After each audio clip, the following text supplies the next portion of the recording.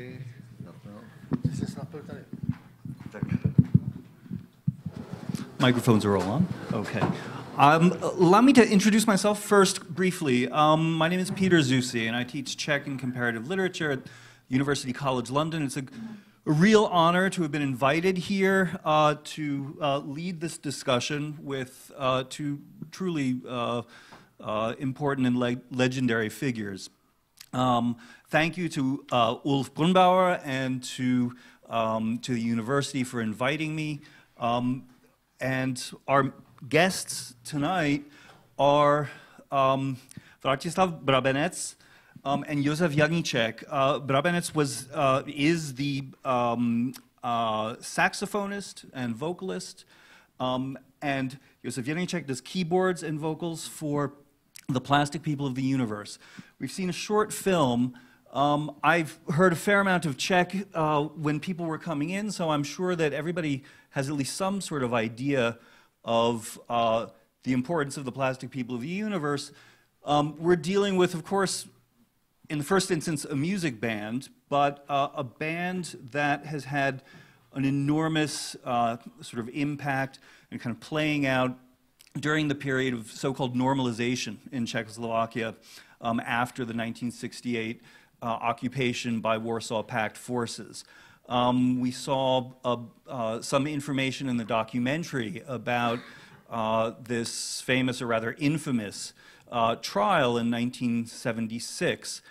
One of the things that was interesting, and you mentioned in the interview in the film, is the trial was about, it has come to be known as the trial of the Plastic People of the Universe, but of course there was more involved. There were more bands that were active there. Pavel Janíček from DG 307 was one of the, 308, sorry, was one of the people who was put on trial there. Ivan Martin Jirous, Svatopluk Karasek, who weren't, Jirous was, but Karasek was not associated with the Plastic People. So it was a mixture of people who were involved in that trial, and in a way something larger seemed to be put on trial. It was a special tactic from the STB, because they didn't want it to bring the people which were from the working class. For example, he was working from working class, and this four examples. We were Svatopluk Karasek was finished the studies of theology. I didn't finish the studies of the theology. Pavel Zajíček didn't finish the studies of the architecture, and Ivan Martin Jirous, he was a Kunsthistoric. Yeah. So it was better that you can see them. They are intellectuals. Yeah. They are, look at them. How does it? For example, when we were jailed, everybody recognized us because it was prohibited to cut our hair or beard. So we were looking at, so everybody knew that they are probably from that group. When we were walking through some corridors in a jail, they look at them. Yeah. If you are in a jail in the time, you are anonymous because you look stupidly as everybody. You are not recognizable. Yeah, that's interesting. I mean, one of the things I wanted to ask sort of to start off was to what degree, I mean, by 1976, of course, things took a turn towards the political. There was, of course, an enormous amount of attention that trial generated. Václav Havel was there, wrote a famous essay.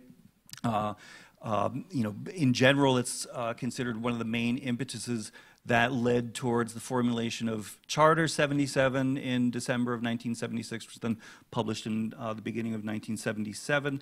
I'm wondering to what degree you felt yourselves to be engaging in something political. I mean, I'm sure by 1977 it was hard to avoid, but did you feel that way at the beginning? It was up to them that we are political. We knew about the political situation. Of course, we criticized that. That was our it was by the Ústava, by the Constitution.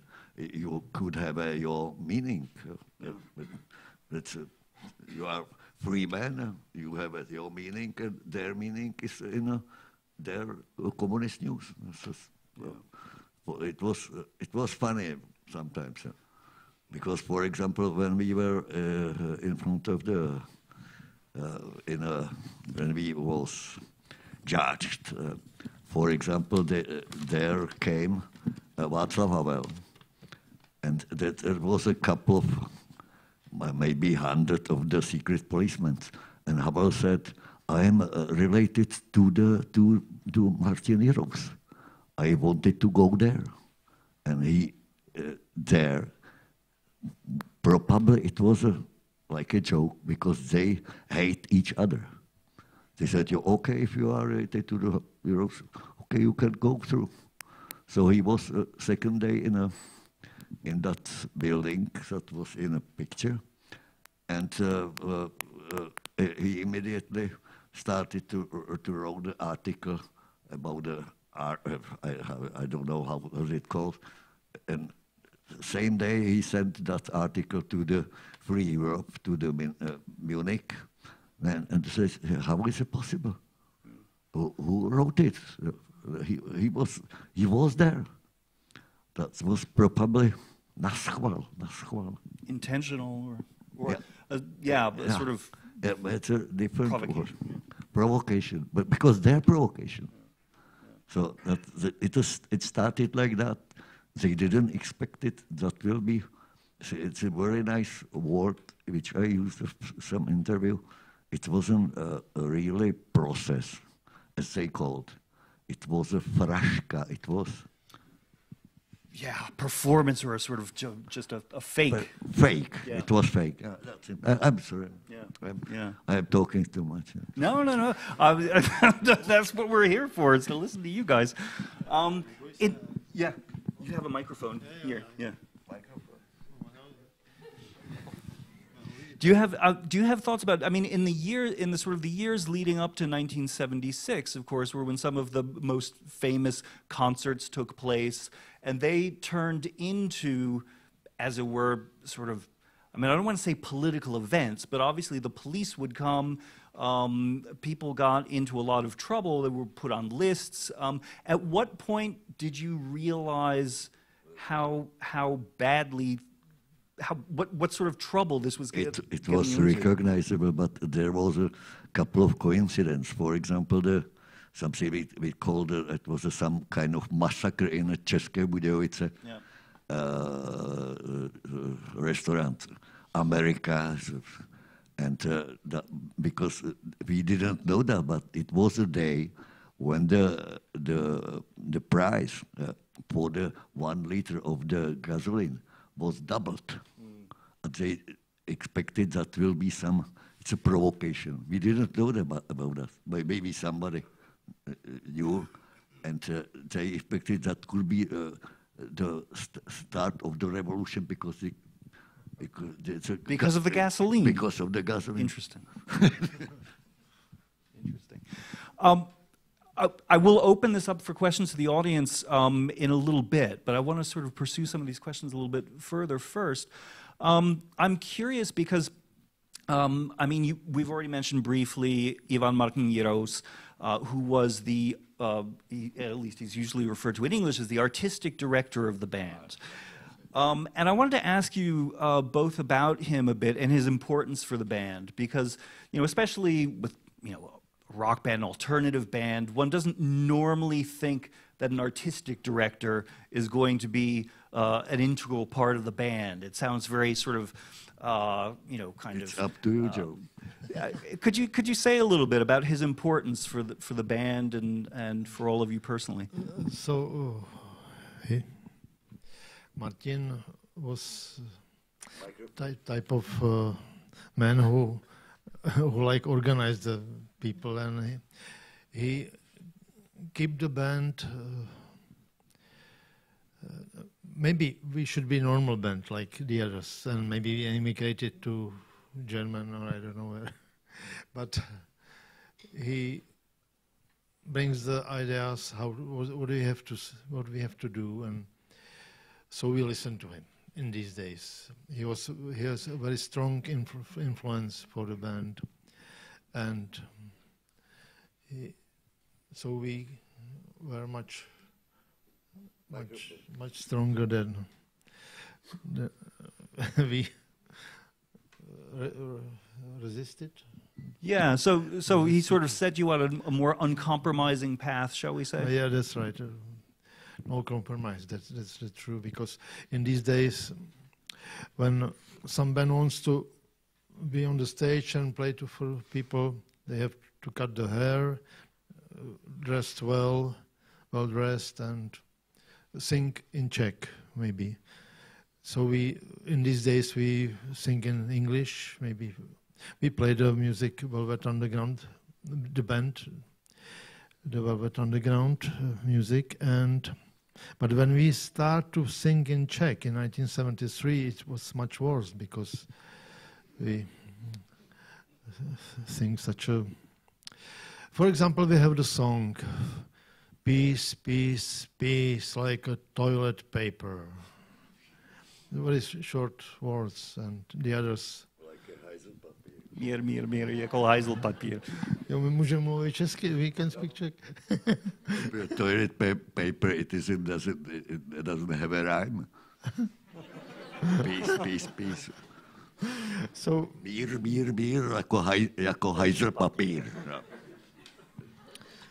So it was, of course, it was political, some words, but we don't feel like that. We want to play the music which we like, and the songs which texts which we like, and we don't want to make some revolution. We only want to play normally by our feeling. Why not revolution, but not velvet revolution?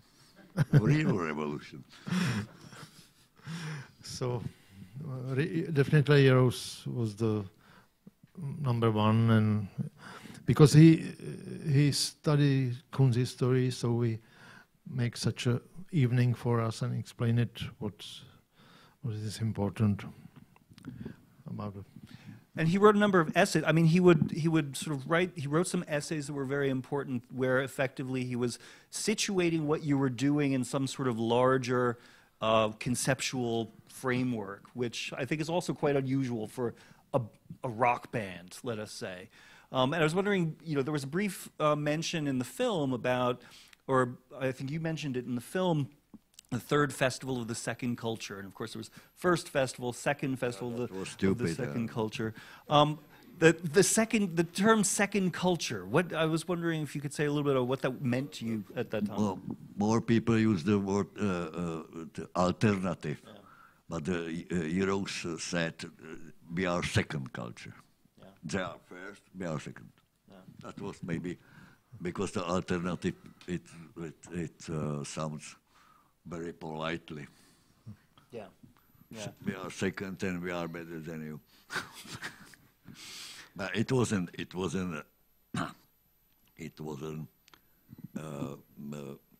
we didn't fight with them, because they were there some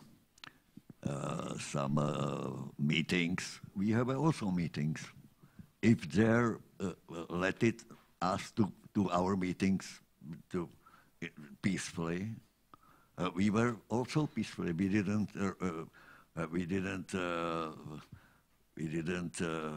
read their articles, because it was almost every year, every meeting of the Communist Party, it was the same words, just that they were kidding, and kidding. It was about nothing. Yeah. That was the same for example, in Eastern Europe, in DDR, it was the same stupidity in Poland, in Hungary, Bulgaria, Romania, everywhere. So it was up to them. It was up to them.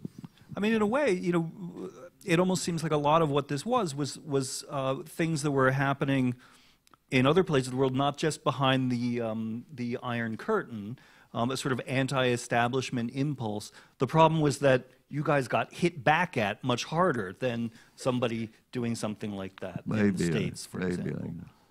Yeah. No, we are talking because people are just listening. No, we'll get to them in just a moment. You have to provoke them, and I'll get there. Let me just ask a couple more questions. You mentioned when you started to speak in Czech, sing in Czech, and that immediately brings in another figure I wanted to ask you about, which was Egon Bondy. That's right.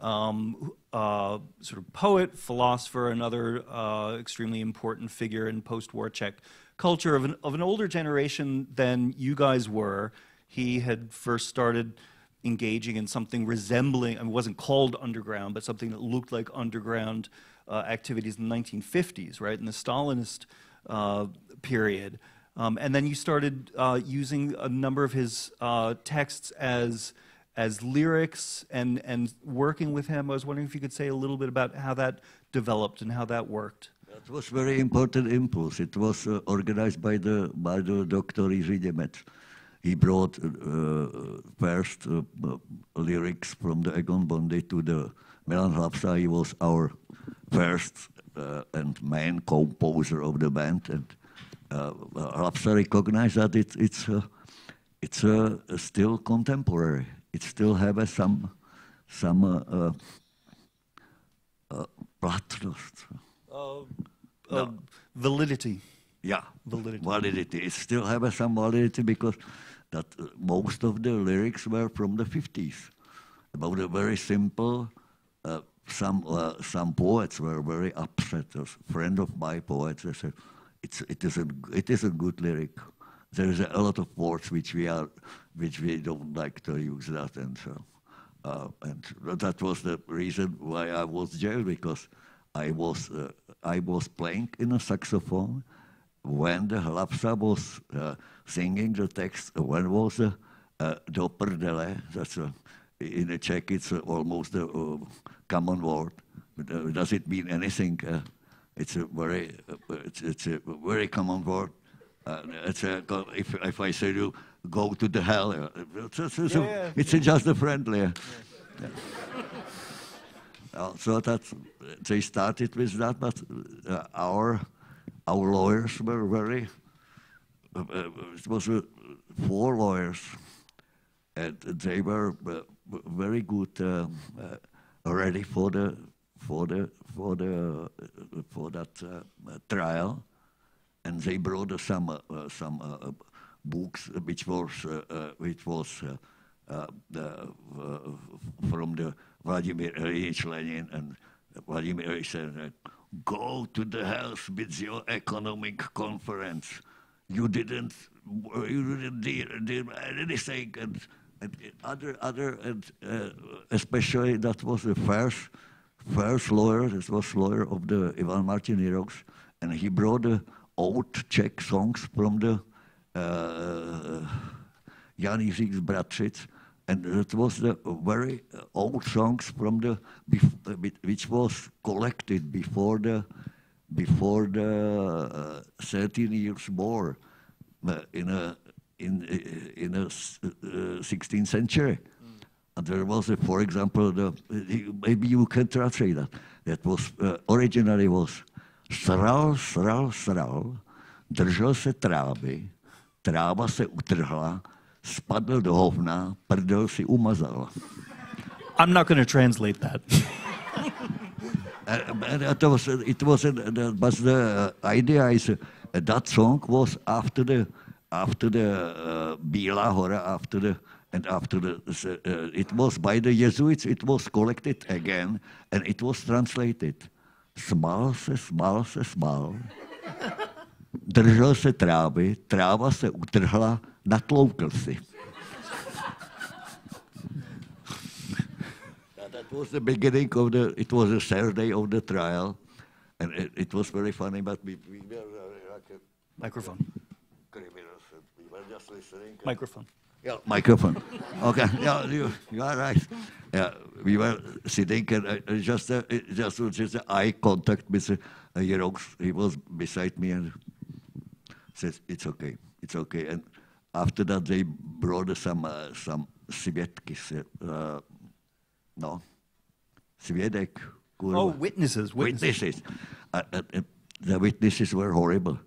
For example, from the one restaurant, it was a witness. It was a owner, chief of the restaurant. And they said, "How was it? What do you think about those people?" He said, "It was very very nice collective. I just sold about 300 liters of the beer, and about 200 goulash." And he said, "No, we are asking about the people." I said, "No, it was very nice." And he was making that movement as a tochi. Pouring a draft beer. Yeah. It was okay. They said me, "Do you know some money for that you?" No, it's okay. I am just in my way to my favorite restaurant in Prague. Thank you for. It was more and more witnesses, worse and worse. Nice. Maybe it is time now to sort of turn to the audience and see if there are particular questions that people would like to ask. I've got some other things I'd like to talk about, but I'd like to see if there are things that people in particular would like to ask about. They don't like I mean, I have questions. I have some questions, of course, that sort of the history of the band is so fascinating, but I've got some musical questions, which one thing that I've wanted to ask was about the actual instrumental makeup of the band, which has always struck me as unusual in terms of having saxophone, having violas, some of it's an unusual, it's different from the standard 2 guitars and a bass and drums. And I was wondering if that just happened, as it were, because those people came together, if it was a... He is a Kapellmeister. It's up to him. First I played, we have guitars. Yeah. 2 guitars, and I play 1 guitar too. But when we start to... Then I have idea to buy some piano, and we start to play. I start to play guitar and piano together, and Jiří Kabeš just played violin. Viola. Yeah. And bass, drums. And in 1972, Magor in some pub find this man and bring him for the concert. With goulash. Yeah. I said, "Oh, he's a good guy. He can play with us." Saxophone. Free jazz. But it's the same situation still.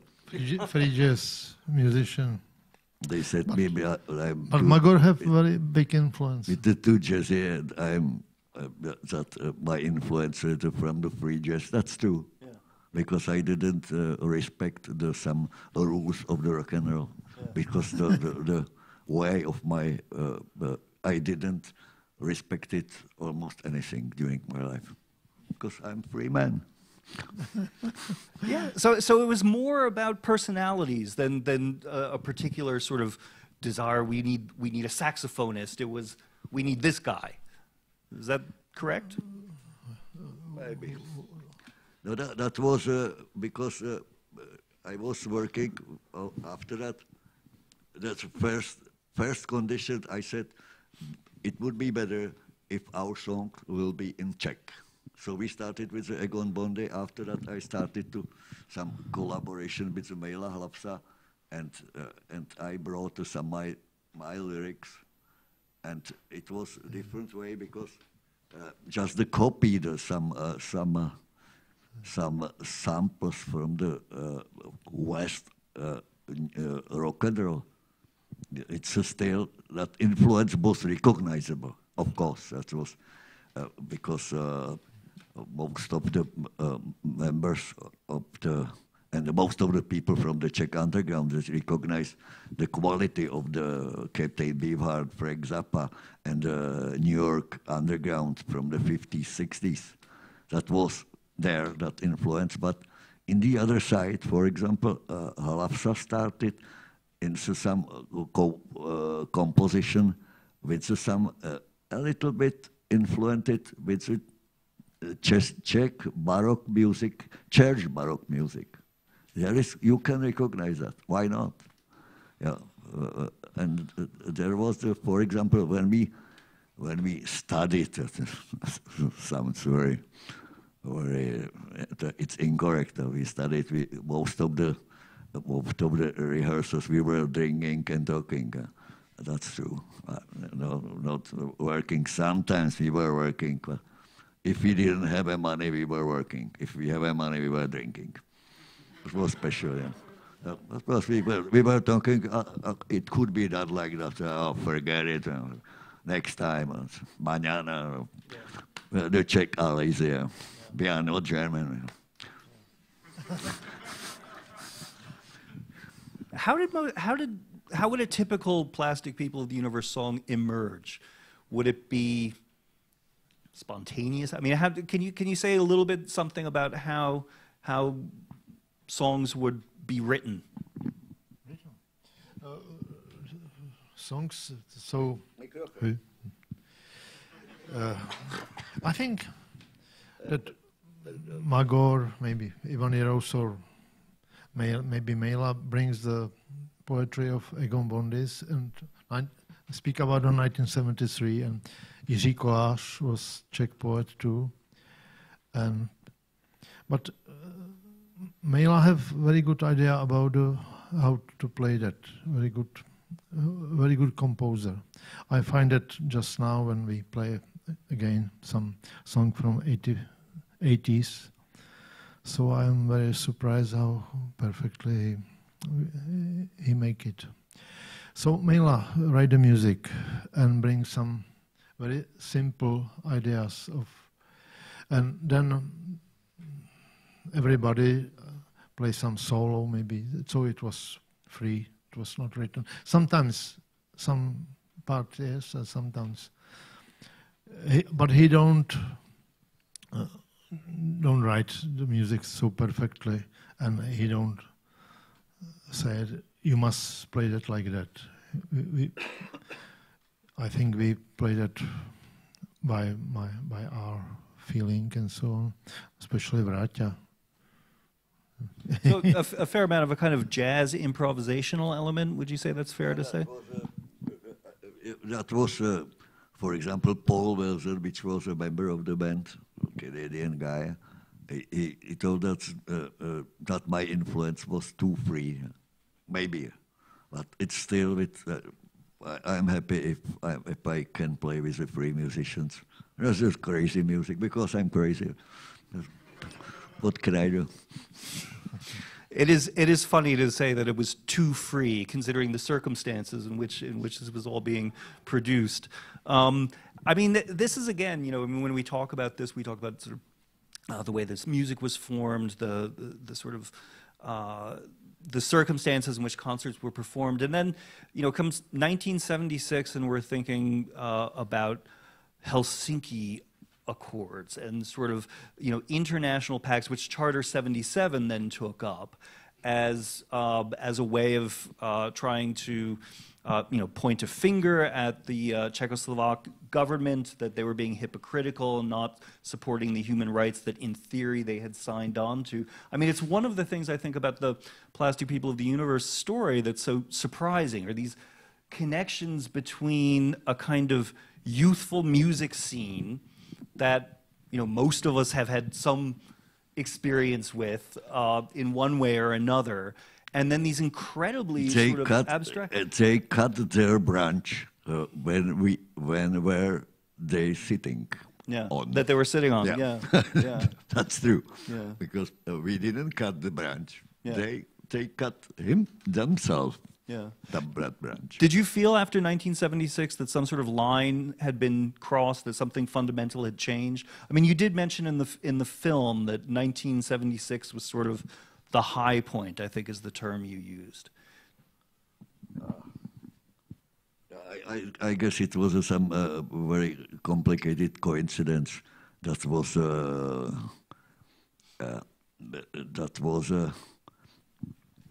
the communist system was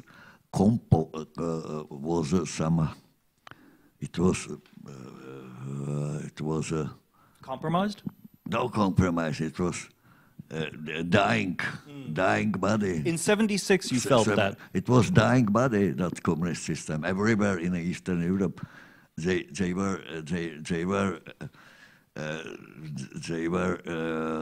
were afraid what could happen. But in a couple of years, it happened. Yeah.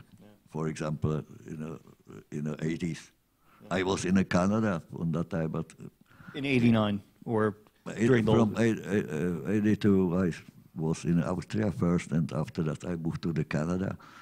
And we have a very good news from the Eastern Europe, and it was 87. It was recognizable. It's falling down. It's so interesting that you say that, because I think, it's something obviously I'm an American, I was in the States at the time. I think for a lot of people in my generation from far away, it seemed to come out of nowhere. 89 did. And obviously we're here on the 30th anniversary of '89. That's sort of one of the main reasons, this is an event in that a series of commemorations and reflections on '89. And for me, again, as a sort of naive American, I was in Germany in November of '89, and in the summer I was in Berlin and had gone with some friends over to East Berlin. We had met somebody there a couple years beforehand. We met up with him again, and I remember him saying, "Oh, we've all become really political," and I sort of thought, "That's great," but I had this sort of deeply held sense that it can't work. It's not going to be successful. And then it just was. And that's so interesting for me to hear from you that in 1976, you were already sort of convinced that basically the end was near. It took still quite some time afterwards. But I mean, let's think a little bit about 1989. I mean, how did you experience that? Did you take it just as, okay, finally this happened, you've been waiting for this, expecting it for years, or did it take you at all by surprise, the way things unfolded? Big surprise for me is the situation which is right now. Yeah, I was going to get to that next. Because most of the things which we were fighting for are missing. So I'm afraid about some, how was it called? Vishegrad's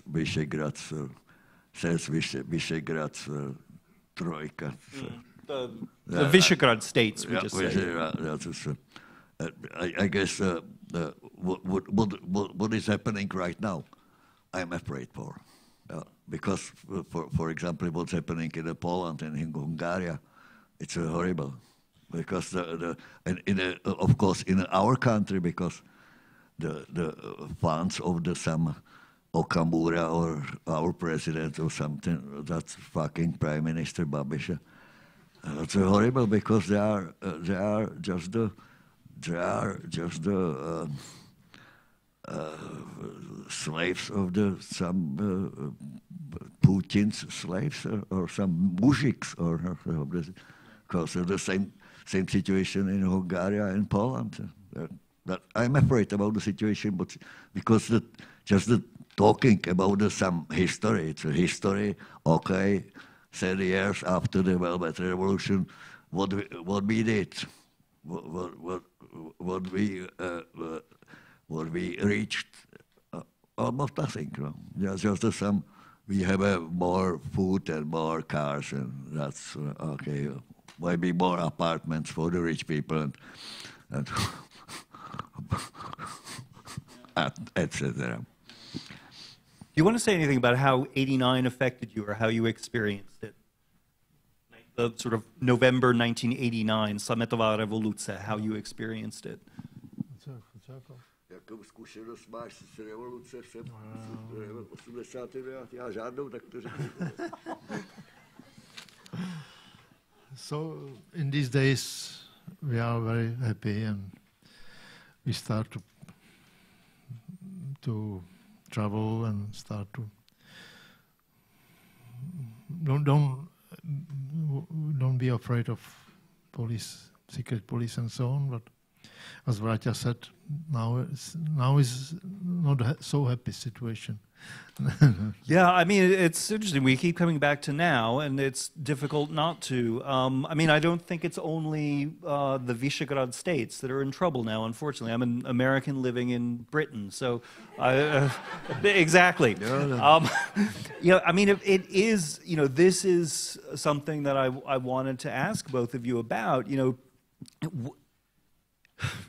to what degree do you think the experiences that you went through in the 70s in particular might have something to teach us now, or is the situation just too different? Because, of course, you know, it's not necessarily a question now of, you know, riot police coming in and beating people over the heads with sticks, but there is a sort of more subtle sense of an increasing authoritarianism in the air that is troubling. And I was wondering to what degree you think it's comparable, to what degree you think what you went through in the 70s sort of has something to say to what is happening now.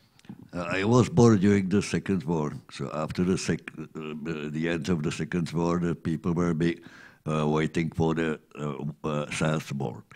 And it's happening right now. It's a digital war.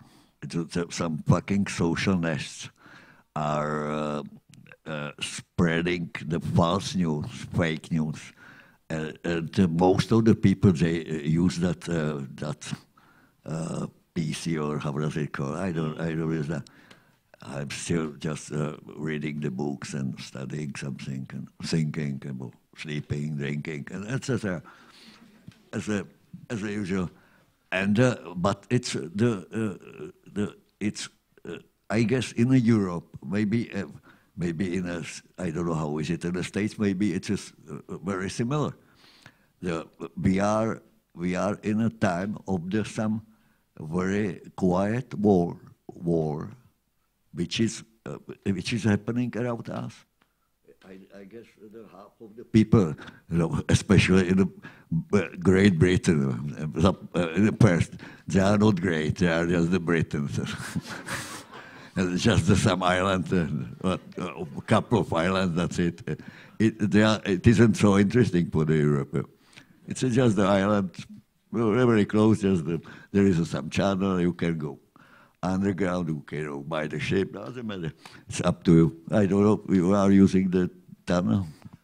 Yeah. Using the tunnel? Tunnel, no? No, not much. Yeah, it's better. No, it's just the influence of this fake news. For example, it's more than 50% of the people are influenced because that news are simple. You can recognize. It isn't necessary to be educated with history or literature or political. Doesn't matter. You understand what they are talking about. You are influenced, and if the people will be asked in my republic if they wanted to go from the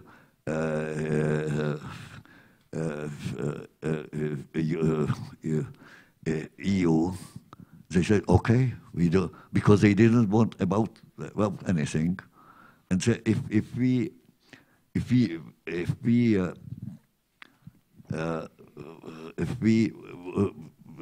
will be like Britons, so after it was the first step, and the second step will be if they were asked for the NATO, they say, we don't want to be in the NATO, so we will be again part of some fucking Soviet Union. That's it.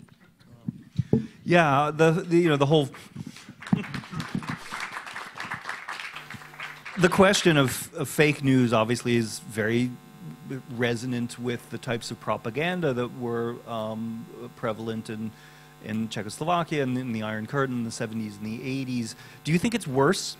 I mean, there's a level on which propaganda back then perhaps was so evident that anybody with a bit of a critical distance could see right through it. I mean, that line that you were quoting earlier, the mir jako Heiselpapier, is about sort of communist invocation of mir as a sort of ideological slogan. Do you think it's worse now? Maybe it's worse. It's very similar. It's some influence and the power of the propaganda. If you remember, for example, Ministry of the Propaganda during the Second War, Goebbels, he was master. He was a master. He said, if you are repeating the lies again and again, it became true. Yeah. And make them bigger. Bigger. Wirklichkeit. It will be Wirklichkeit, almost. On this cheerful note, perhaps somebody has a question to ask. Yes?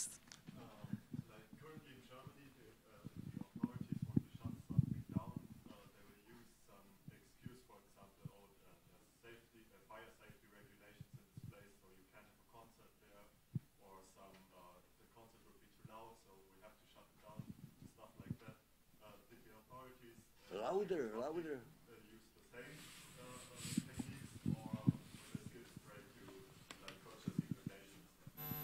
He's saying that here, oftentimes, sort of civic authorities use excuses to shut down a concert, like fire safety problems, or it will be too loud here now. And he was asking whether things worked in a similar way back then in Czechoslovakia.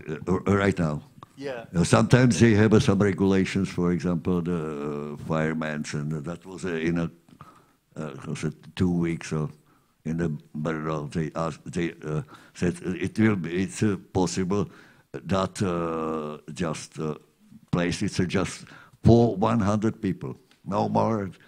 So of course, there are the regulation, but I guess it's still okay, because if we are playing somewhere that the barmans are selling a lot of liquors and beers and they are happy, well, not so people are drinking and not listening as usual. I think those sorts of excuses are always used in these sorts of situations. Other questions? No questions. Here, Ulf. It will be better. Yeah, he's got a mic. I have a micro. So really, thanks for your observations. And I'm as someone who is a little bit younger and don't have any of my own recollection of what life behind the Iron Curtain was. But can we draw from your some lessons from you? So you guys, and together with others, obviously, you managed to bring down a communist regime at the end. So what do we need to do today to stop what teach us? What we need to do to come out of this mess? I don't know. It's up to you. That's a foil. I still remember that when we was in that island behind China. Taiwan? Taiwan. When we were Taiwan, they asked me. I had some interview with the president of the Taiwan. He asked me what we can do. I said, for your independence, you have to fight. But it's very difficult to fight with China. But our president is a friend of China. Also the prime minister also, and more people, they were working before the Velvet Revolution. Our two presidents were working in an academy, in a special department which calls the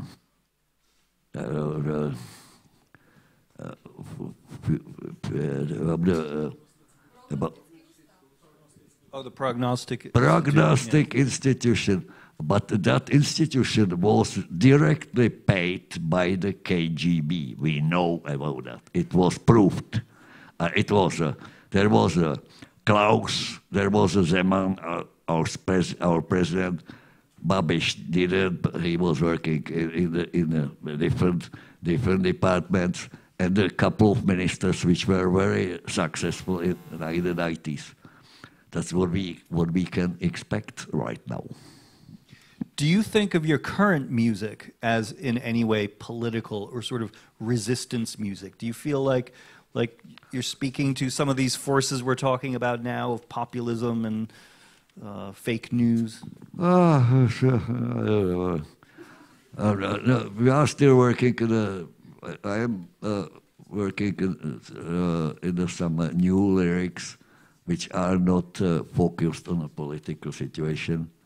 But if I wanted to say something, two times monthly, I have some articles in some news and it's in my books, which I focused mostly. I focused on environmental situation. Yeah. That was it was because I'm formerly.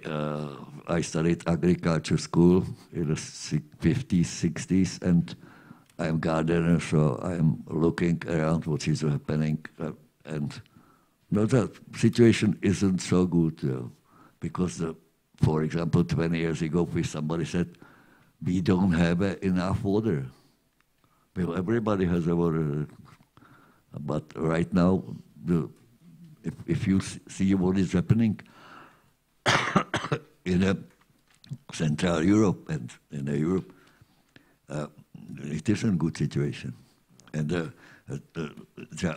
every day you can listen to some very important things that everywhere was prohibited to smoke because the smokers are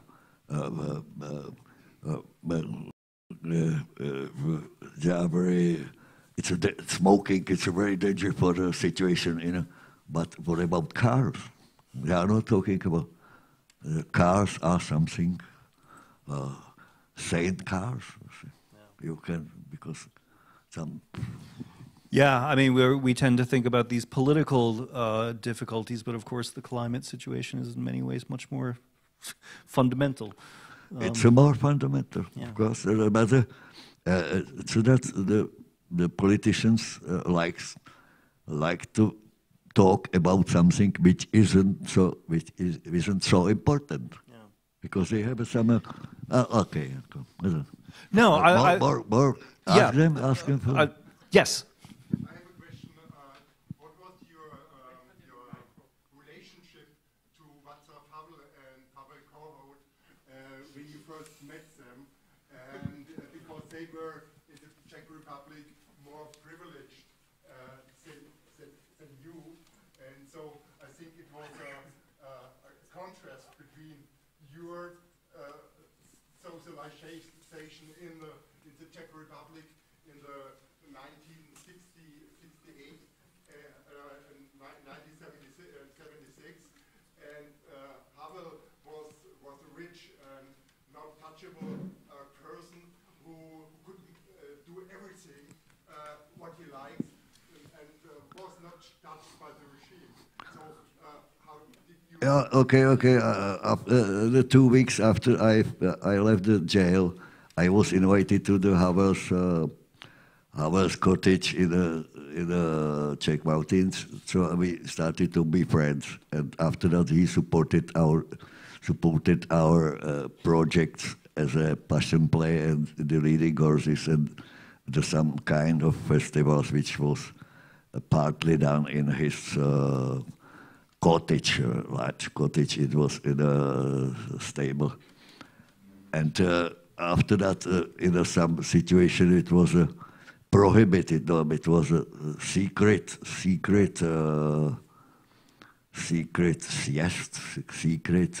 meeting. Secret meeting of the Czech writers. I was also invited there with my wife. So I met the Pavel Kohout and we started to be friends. Why not? Because, and after that I started to be. I signed the Charta of the 77, and very important things. Some people, for example, our Kapellmeister Pepa Janíček, when we left the jail, the Havel asked me, "Could you sign that document of the Charter?" I said, "Of course." And some people said to the, for example, students which were studied philosophy. For example, Professor Patočka personally asked the people, don't put a sign under the document, because it's very important for us to have some intelligence. If you sign that, you will be immediately kicked out from the university or from anywhere. So some people were asked, don't sign the document. You know, for us, for that quarter of the which were in front of the trial, it was funny because it was recognizable. There we are lost, absolutely lost. I mean, following up on that, a similar question, I would maybe ask about the relationship with Jan Patočka. I mean, that's a philosopher, a phenomenologist who had studied with Heidegger in the 30s and became the first, the sort of leading spokesman for Charter 77. And in many ways, from such a different sort of circle, social circle, sort of eminent philosopher. How did that relationship work? He was first of the speakers of the Charter 77, and he was evidently, he was after the interrogation. Yeah, after the interrogation, which was more than 10 hours, he was old man, and they were killed. But you can say that. When I was in the first interrogation, it was more than 10 hours. I still remember that you could have some collision with your vegetative system. You are dying. You are dying. And it happened during the interrogations in the 70s. I still remember that people which happened to them, and then after that, a police doctor came with some special injection, some adrenaline. I don't know. I'm not a doctor. Maybe so. They brought you to the life again, and they continue interrogation. And one friend of mine, he almost died. He was almost dead during the interrogation 3 times. That is a special, and I can openly said. Jan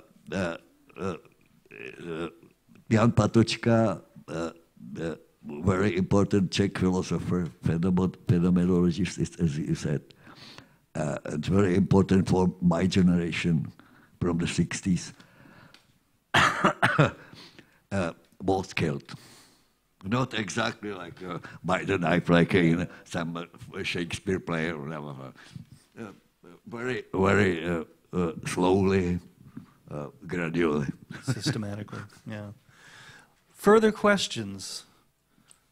We have time for... Yes. Yes, that would be best.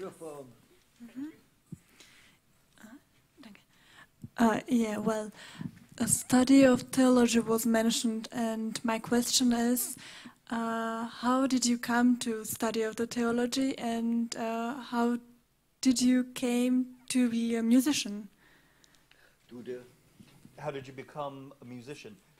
What brought you to study theology? I started to play music when I was 13 years old. I started to play clarinet. Maybe today you can recognize. I've been playing that instrument more than 60 years. And when I was 15, I started to play the music regularly. And when I was, after that I was studying gardening. No cigarette. And I didn't finish that theology because it was very complicated situation with the students, but it was after I don't know why. Good answer. Good answer.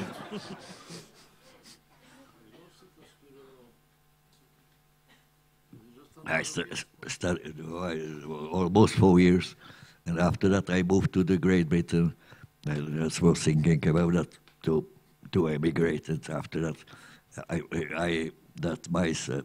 because I was 26 years old, I said to myself, I'm too old to emigrate. Words that would come back to haunt you. When I was almost 40, I was kicked out from my country. I wanted to be young and to start in a different country. It's with some kind of knowledge of the different language. But if you are foreign, you have to start and you have to bring some money for the family. It isn't easy. It isn't sometimes, but I don't know. Decisions were very difficult in a situation like that. I mean, you have to be ready any time for it. Maybe you will be kicked out of Great Britain next weekend. Who knows? Because you were talking about against the Great Britain today, and you don't know that. It could happen, whatever. I think that's something, for somebody of my generation and my background, that's what's slowly dawning on me. When I first sort of started to learn about the situation in Czechoslovakia, learn about the history of plastic people of the universe, of dissidents, it was something for me that was sort of very much from somewhere else. And I think I guess so. One of the things... You don't know, there will be maybe some workers from intelligence specialists from the Great Britain here. You can't recognize them. Yeah. Bugs in the mic, baby. No, and right now there is some fucking apparatus. They recorded that. So we see you. We see you. We see you also. Other questions from the audience? Yes. Yes. You.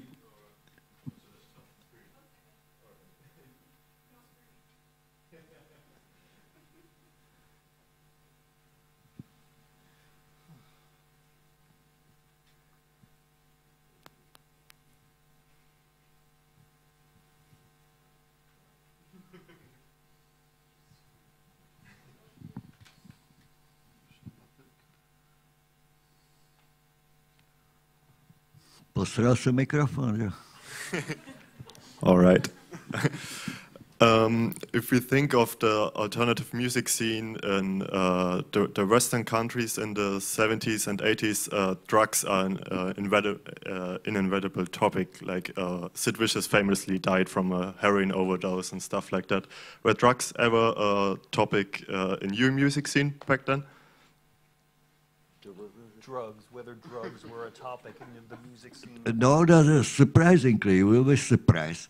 We didn't use the drugs. We were drinking beer and rum. That's true. And I guess there were some people from California. They visited me a couple of years ago. And they asked me, the main question was, how you were influenced by the LSD? I answered him, we knew about the existence of the LSD, but I told him the 2 times I tried, it was very interesting, but most of the people from my generation, we weren't influenced by some drugs. Sometimes, if I can say during my collaboration with this fucking band, maybe it will be 3 or 4 joints only for 40 years. It isn't so much. We have time maybe for one last question. Yes, yes. Well, the microphone's on its way. I'd like to repeat the question, why the study of theology? Why specifically theology? Because it was a very interesting study. For example, we were very successful with the girls because most of our friends were artists, and the nice girls are artists. That's as I knew. Here he is doing the sculptures. He's a poet. I said, what we are studying? Asked some girls in the 60s. We are studying theology, and so we were successful.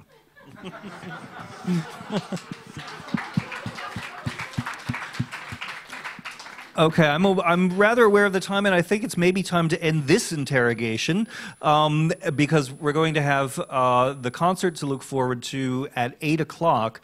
I would just have one final thought. I think that one of the things that came out this evening that really quite struck me was when Ulf asked the question, well, what should we do to sort of try and face our situation now? And of course, you guys in the 70s were facing a situation that could have seemed utterly hopeless, and yet you found some way. I guess I am not advisor. I guess it would be better for you to buy some good gun. One idea, or the answer you gave, which was figure it out for yourself. I think that was actually quite profound. I think that one of the things about these types of situations that it puts us all in a situation where we need to do, which is what you guys did in the 70s, is figure it out for ourselves. There's no answer. No answer. And on that upbeat note, I would like to thank our guests and invite you all to the concert that begins at 8 o'clock, I believe. So. Ciao, ciao.